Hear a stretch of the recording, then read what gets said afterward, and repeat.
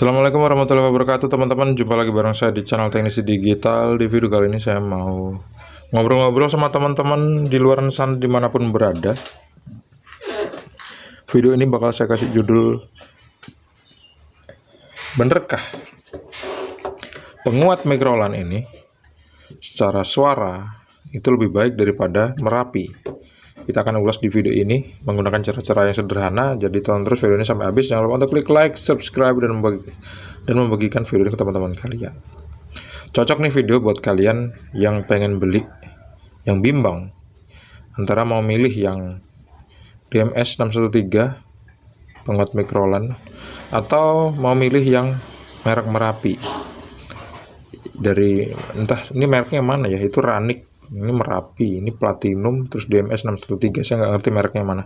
Tapi yang jelas ini adalah sejenis alat preamp, sejenis preamp. Ada yang ngedebat kemarin di video itu, ini bukan tone control kali, tapi penguat mic. Ya nggak apa-apa, nggak jadi soal. Ini kalau misalnya dibilang tone control bener, mau dibilang penguat mic juga bener.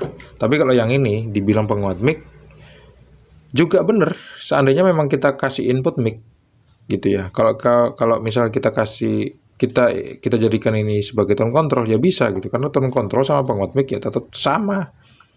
Karena pada konsepnya tone control adalah alat untuk mengatur tone, berfungsi sebagai preamp. Kenapa kok preamp ya? Pre sebelum amplify secara kasar, secara serampangan bisa kita artikan membesarkan gitu, memboost. Nah, audio signal yang dikirimkan sebelum masuk ke amplifier seperti itu kan signalnya kecil. Jadi sebelum kita kirimkan ke sana untuk dikuatkan lagi, itu kita atur dulu signal atau frekuensinya. Frekuensi yang tinggi disebut treble, frekuensi menengah disebut middle, frekuensi rendah disebut bass, dan frekuensi paling rendah disebut subwoofer, seperti ini.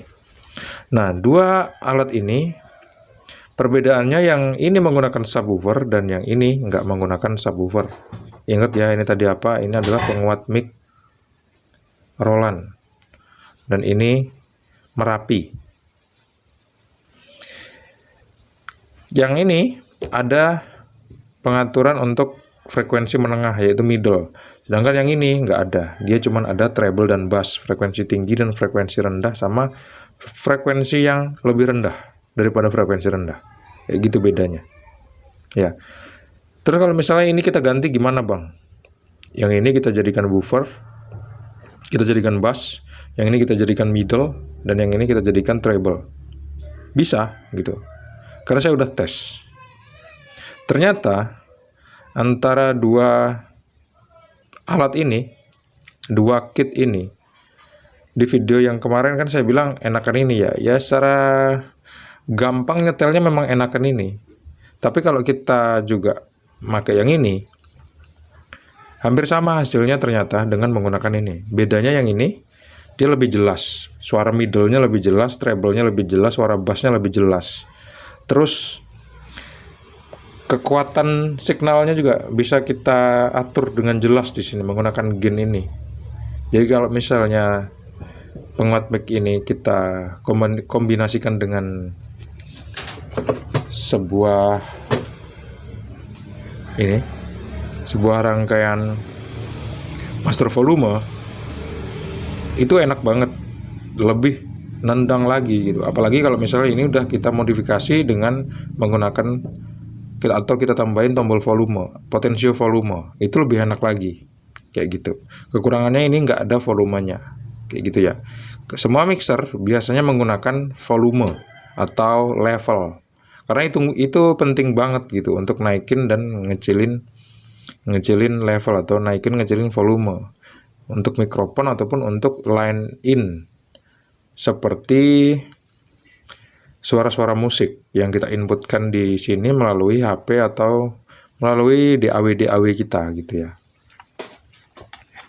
Nah, gimana caranya supaya Dua buah alat ini punya kemampuan yang hampir sama waktu kita aktifkan. Ini kan udah tersambung di ampli ya, yang Merapi.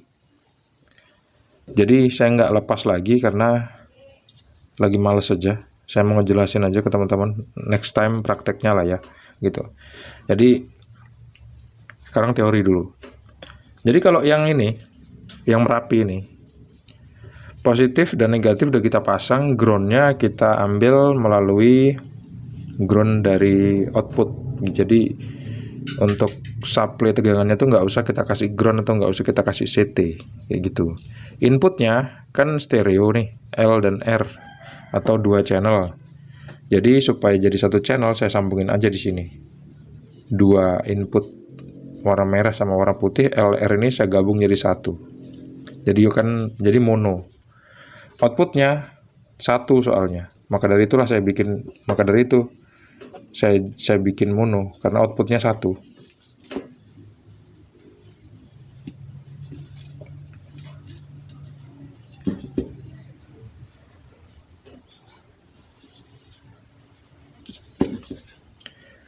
Nih 2 kabel warna merah sama warna putih saya gabung jadi 1. Nih, nampaknya agak jauh padahal dia 1. Untuk dijadikan untuk kemudian signal yang udah diolah tadi nanti dikirim lewat kabel warna merah dan warna putih ini ke ampli SOCL 504 ini teman-teman. Kayak gitu. Supaya hasilnya sama dengan ini. Ini ternyata begitu saya gunakan nggak begitu kelihatan kali subwoofernya. Itu ternyata di penguat mikrolan ini bassnya ini udah hampir mirip sama subwoofer. Nih, ini hampir mirip sama subwoofer. Tergantung dari speaker kita. Kalau speaker kita nggak ada subwoofernya ya suara subwoofernya nggak keluar. Tapi kalau misalnya kita pakai speaker yang ada subwoofernya, ya subwoofernya nanti bakal keluar gitu. Kebetulan saya menggunakan speaker yang menggunakan subwoofer dari Indextron dan dari Sharp. Meskipun 2 speaker itu beda inci, beda diameter, terus beda merek juga ya. Tapi pada intinya 2 speaker itu ada treble, ada middle, ada woofernya gitu. Subwoofernya tuh sebetulnya nggak ada.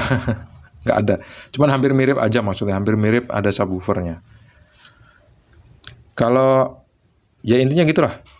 Intinya subwoofer ini kalau misalnya saya mainkan, ini hasilnya sama dengan bass yang di sini karena kalau misalnya saya menggunakan 2 buah speaker yang saya jelasin tadi gitu.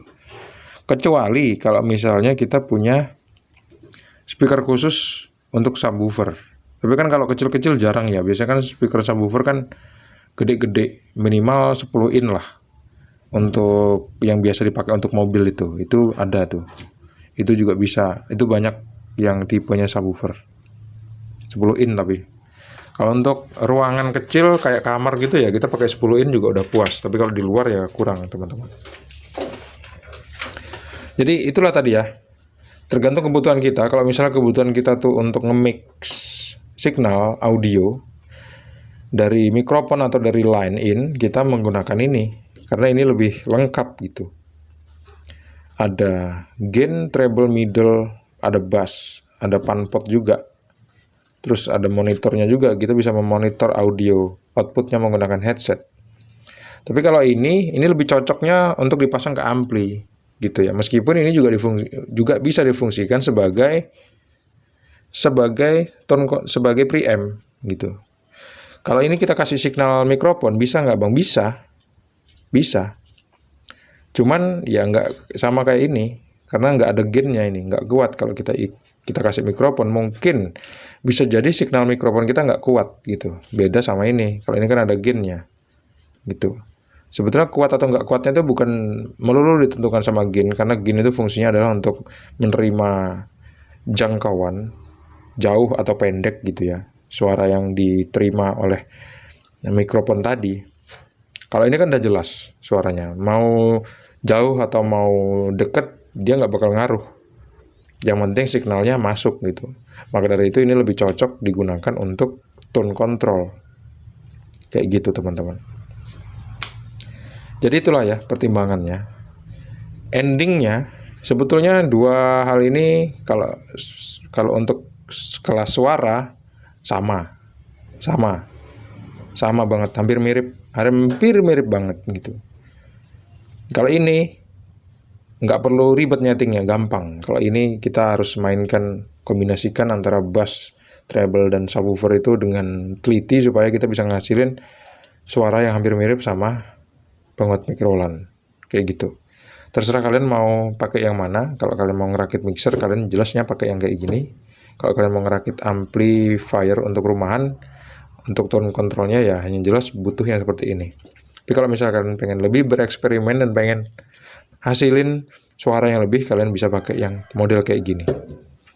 Itu aja video singkat ini, semoga bermanfaat. Terima kasih sudah menonton. Jangan lupa untuk klik like, subscribe, dan bagikan video ini ke teman-teman kalian. Jangan lupa cek di deskripsi karena ada barang-barang elektronik yang mungkin kalian butuhkan di sana. Kalian bisa check out di sana ya. Terus kalian juga jangan lupa untuk klik tombol join atau tombol gabung karena kalian bakal ngedapetin informasi yang kalian nggak butuhkan, yang kalian nggak bisa dapetin selain di menu berlangganan. Terima kasih teman-teman sudah menonton. See you on the next video. Assalamualaikum and bye-bye. Semoga bermanfaat.